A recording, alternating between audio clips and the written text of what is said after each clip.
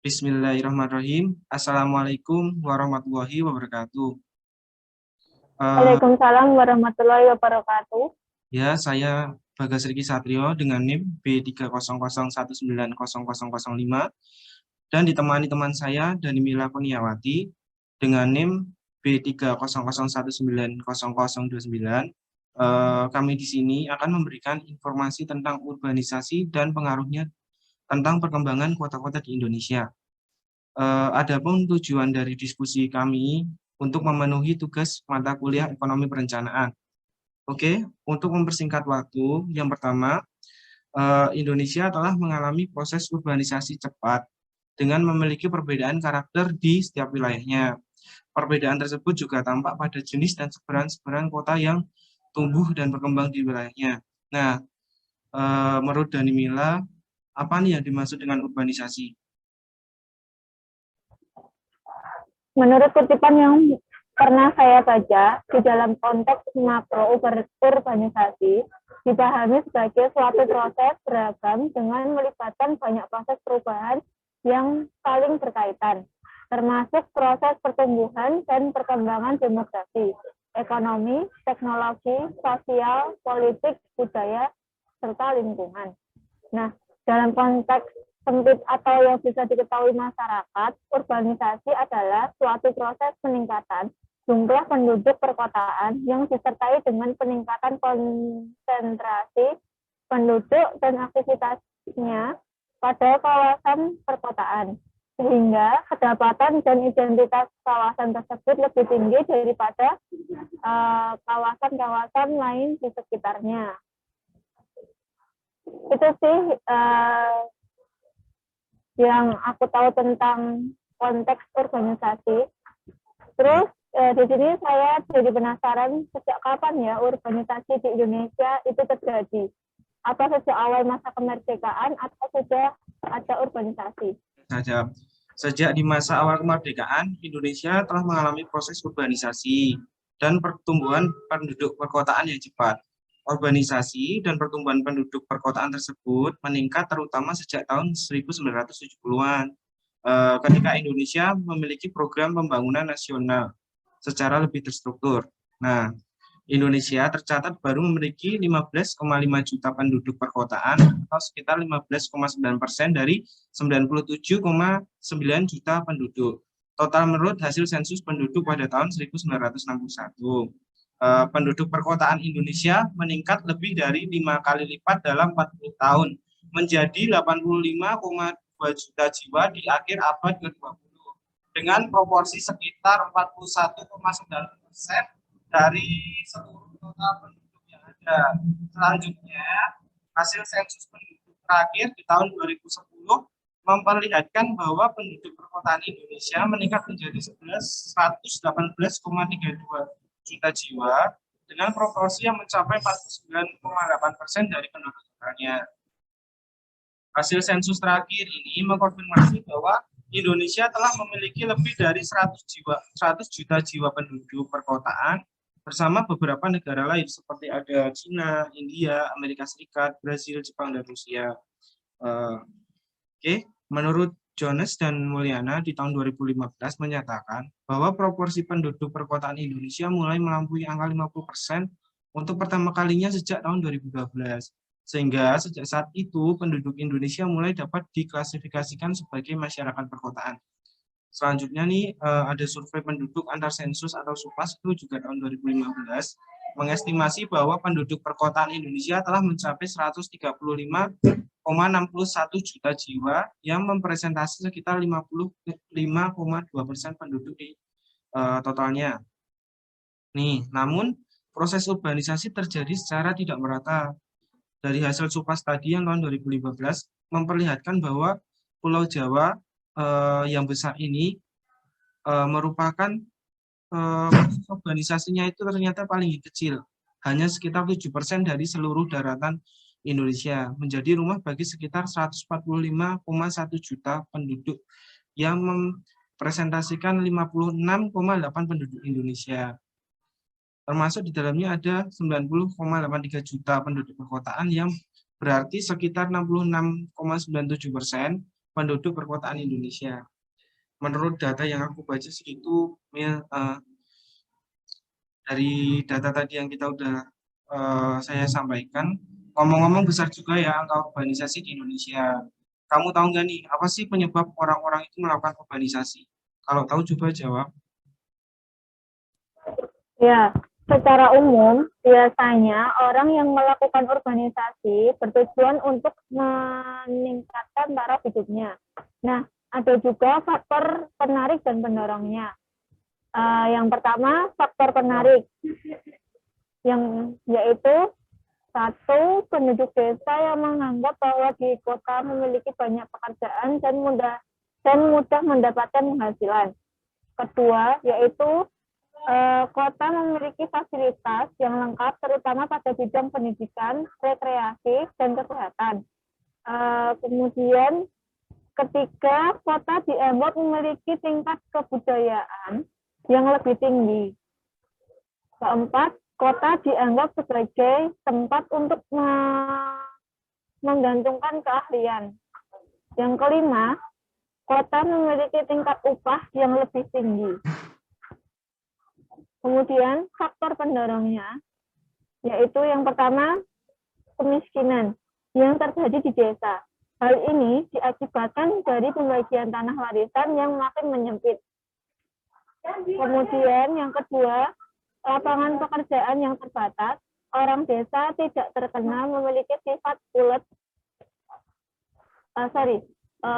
Orang desa terkenal memiliki sifat yang ulet, sabar, dan suka bekerja keras, tetapi memiliki jumlah penduduk yang tinggi, sehingga lapangan pekerjaan kurang. Kemudian yang ketiga, desa memiliki upah buruh yang lebih rendah daripada di kota. Ada lagi yang keempat nih, desa memiliki adat istiadat yang lebih ketat bagi mereka yang berpendidikan.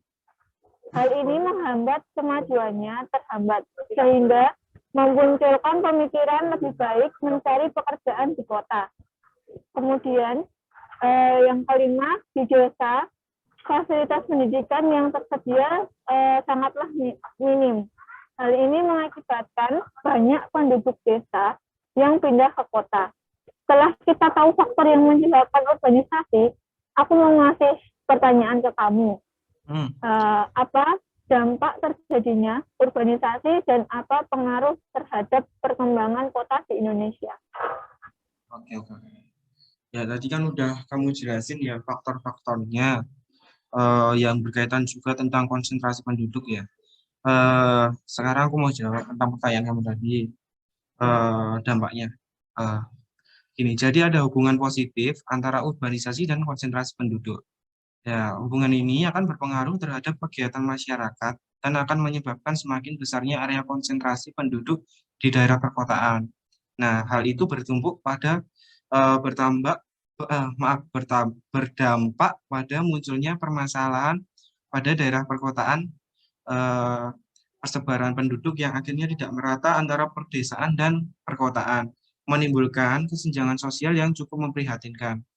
Apalagi kualitas masyarakat yang melakukan urbanisasi masih rendah jika dilihat dari tingkat pendidikan, keahlian, maupun kepeduliannya terhadap kualitas lingkungan hidup.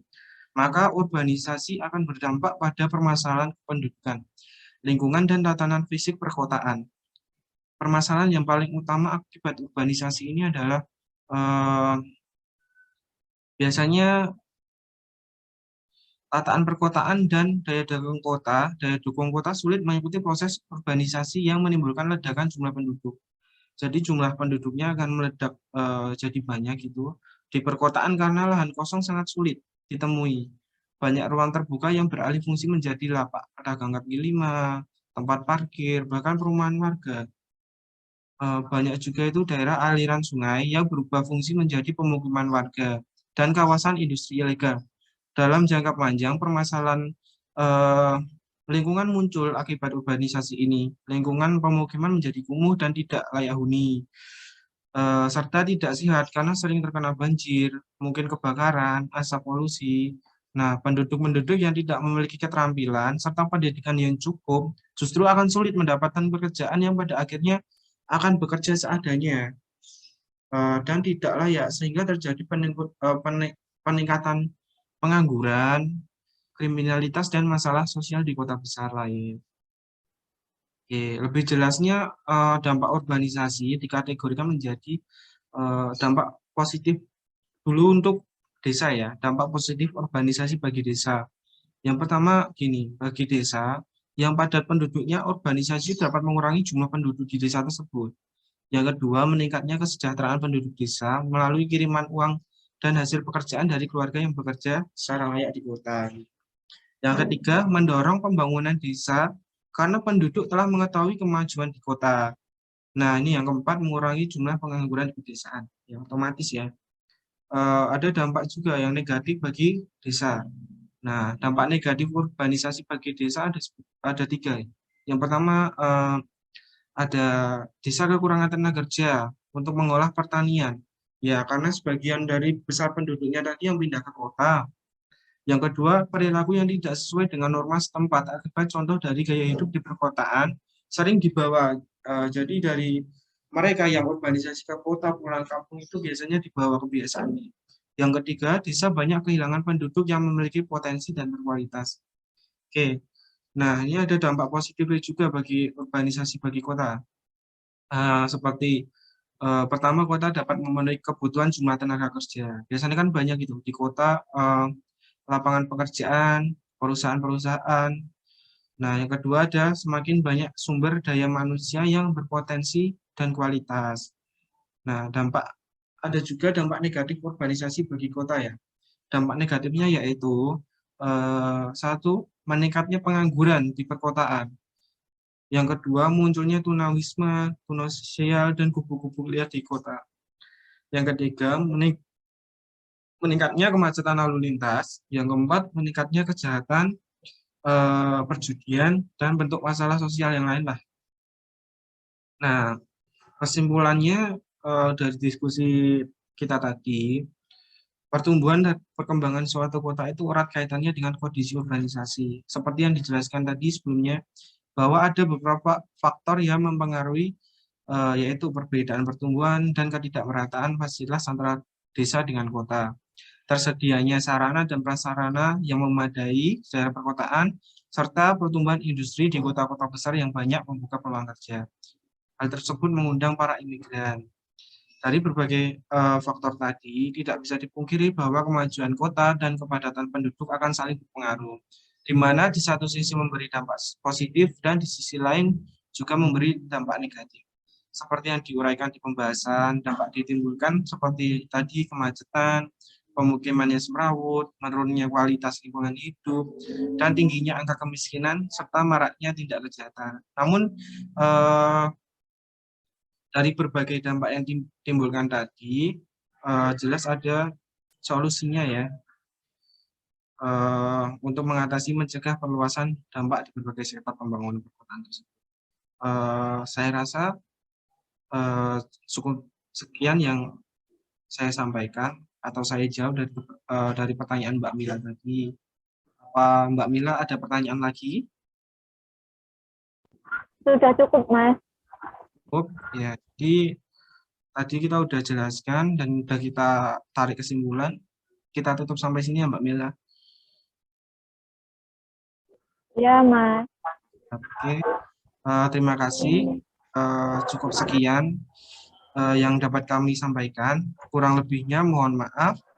Wassalamualaikum warahmatullahi wabarakatuh.